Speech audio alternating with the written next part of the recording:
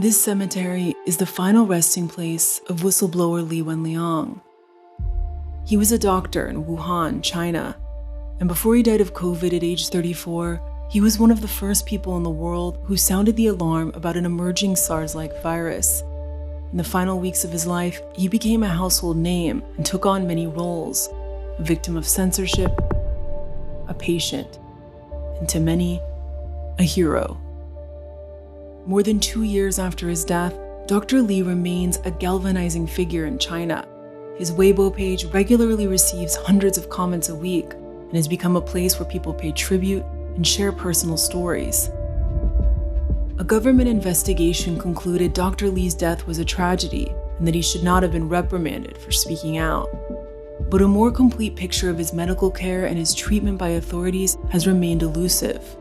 To fill in some of those gaps, The Times has exclusively spoken to a colleague of Dr. Li who was on the front lines of the COVID fight. He asked to remain anonymous. We're referring to him only as Dr. B. He provided a first-hand account of the decisions made during Dr. Li's final hours. 他已经抢救了2个小时了，这时候心跳都还没恢复呢，这已经是一个死人了。We also obtained internal memos from the hospital where Dr. Li worked, as well as his medical daily progress notes and doctor's orders, verified by multiple experts and matched up with public information from Chinese media. We found no evidence his medical care was compromised. But these documents, along with Dr. B's account and expert analysis, reveal important new details about his illness and treatment. Taken together, they show how Dr. Li spent his last 39 days, going up against a deadly virus and navigating government attempts to censor him.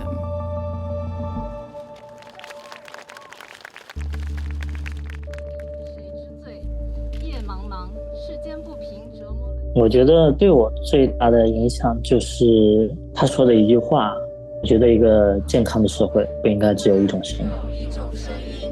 一个健康的社会不该只有一种声音。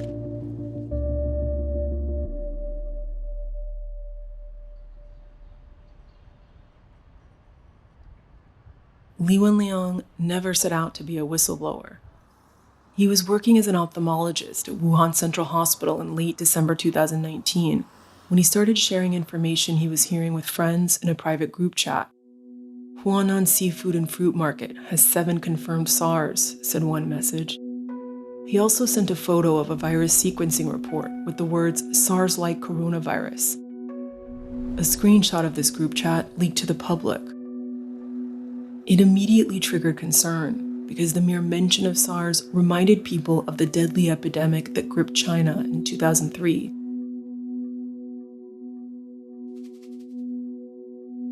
Even as the official COVID case numbers rose, authorities tried to control the message behind the scenes. Dr. Li was one of their first targets. At this point, the public didn't know who he was. On December 31st, hospital officials made him write a formal apology for spreading rumors. In the document, which we are making public for the first time, he says that he deeply regretted the negative impact he had caused. Several days later, local police made Dr. Li sign a statement promising to never spread rumors again.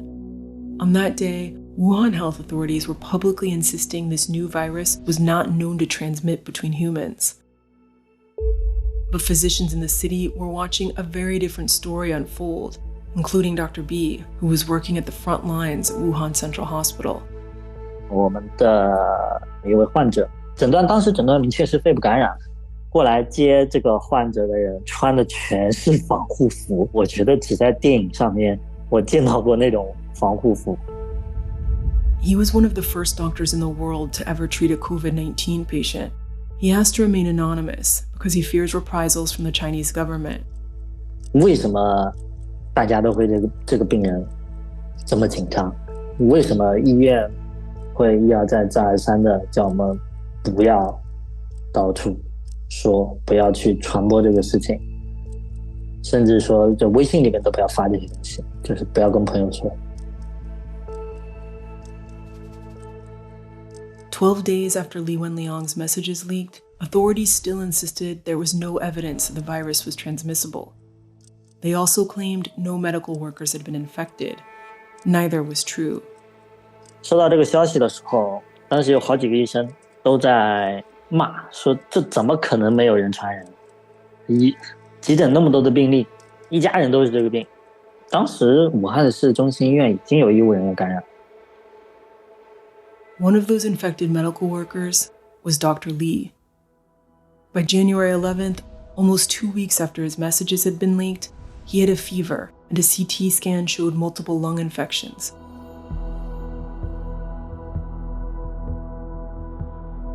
On January 12th, he checked into Wuhan Central Hospital. Each day, hospitals in Wuhan were seeing more people sick with COVID, but the government reported no new cases for several days. Internal memos from Wuhan Central Hospital obtained by the Times illustrate that there was a confusing process in place for hospital staffers. Approvals to report new cases were subject to shifting instructions from district level, city level, and provincial level bureaucracies. Dr. Li's own case appeared to be getting worse. He was struggling physically, but also mentally. The medical records we obtained show that on January 19th, in addition to having severe pneumonia, he was also diagnosed as being in a depressive state. We made exact replicas of the records, taking out details that could identify the source. We also redacted some sections to preserve Dr. Li's privacy.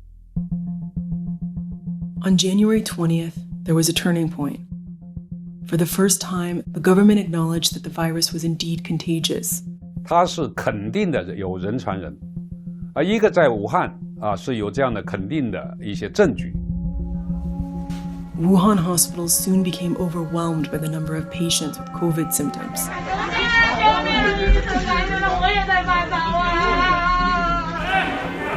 你自己看，你们到底想干什么？你们啊！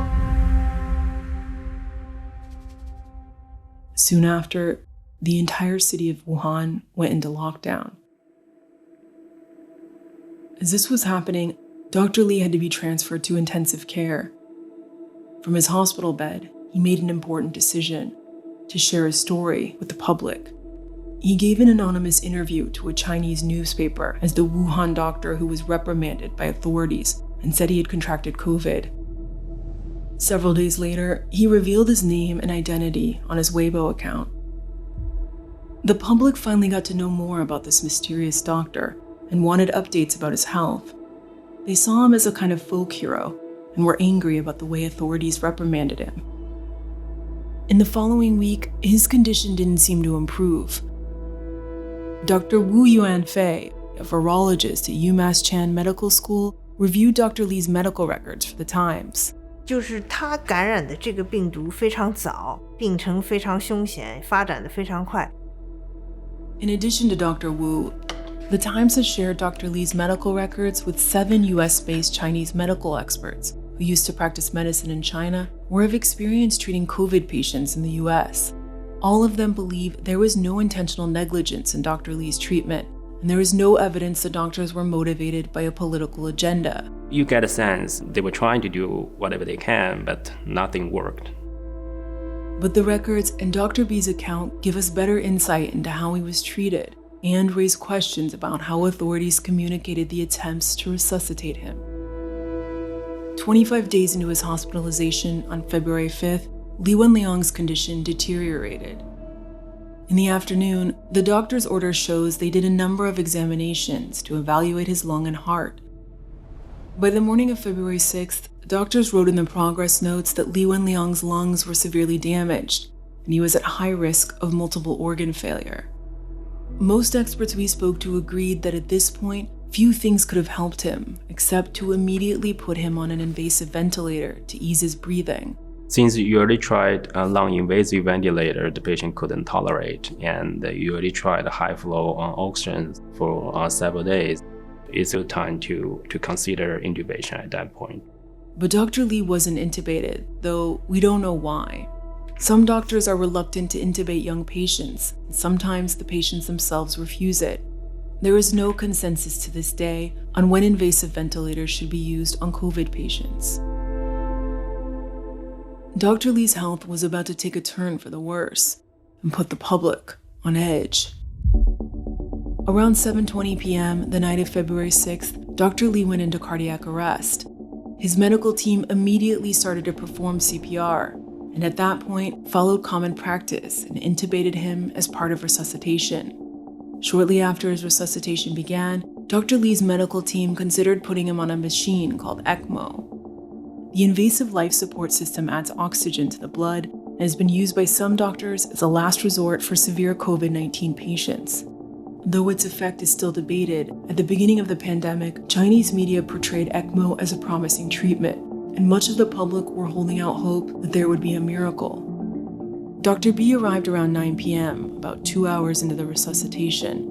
An ECMO machine borrowed from another hospital was in the room. According to him, it was not in use. At that point, Dr. B said doctors in the intensive care ward thought that using ECMO was meaningless because Dr. Li was already clinically dead. 按照正常流程的话，已经是可以宣告死亡了。But he said hospital administrators asked the medical team to use ECMO anyway because they wanted to signal to the public that they did everything possible to save Dr. Li. 当时有人在旁边接电话，说领导层说继续抢救，从技术良心上讲是不该上，抢救完全是在抢救尸体，完全是在给管理层在拖时间。上ECMO的话，纯粹属于对尸体的一种亵渎吧。The 6 physicians we spoke to agreed it would have been too late to use ECMO. I don't think that's gonna improve the prognosis. I don't think it's gonna do anything. Dr. B left the room around midnight. He says ECMO had not been used because an instrument to perform the procedure was not available. It is unclear whether it was ultimately used after he left. There is also no indication in the doctor's orders from that night that the procedure was ever administered. But for some reason, the daily progress notes say ECMO was used. It's the only discrepancy of this kind we found in the entire medical records. A subsequent government-led investigation also concluded the procedure was performed. As the rescue efforts continued, Dr. B knew there was no hope. 我觉得李文亮医生在2月6号9点钟我见到他的时候，他就已经死掉了。An echocardiogram report from around 9:10 p.m. on February 6th corroborates Dr. B's account. It showed that his heart had stopped beating. Shortly after, a state-run publication called Life Times reported that Dr. Li's time of death was 9:30 p.m. The hospital didn't announce Dr. Li's death for another few hours, and they said he had died at 2:58 a.m. Many online commenters were upset that the death announcement came so late, and so was Dr. B. 拖了这么久才宣布，医院确实没有把我们当人看。当时就是哭呀，不知道什么感觉，感觉到可能有什么东西崩塌了一样的感觉吧。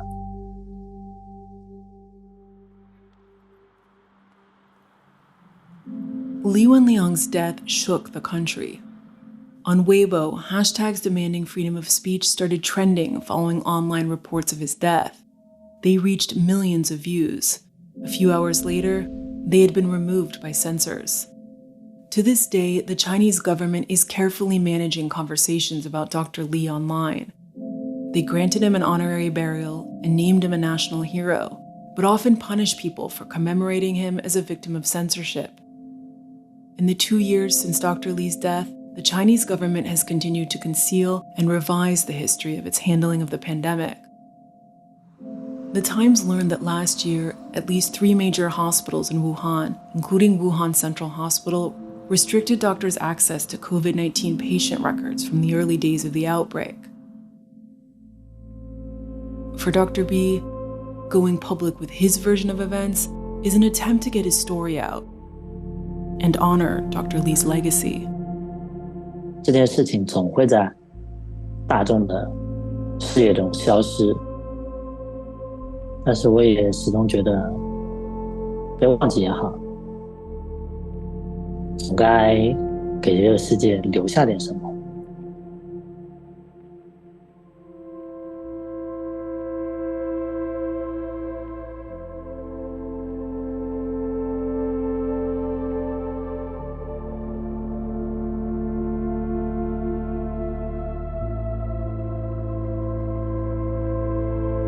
This is Mu Yi, one of the producers of this video.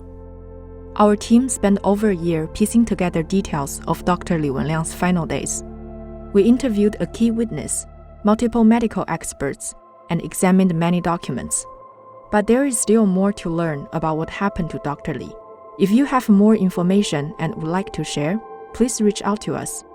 If you want to see more stories from visual investigations, don't forget to sign up for our newsletter at the link on the screen.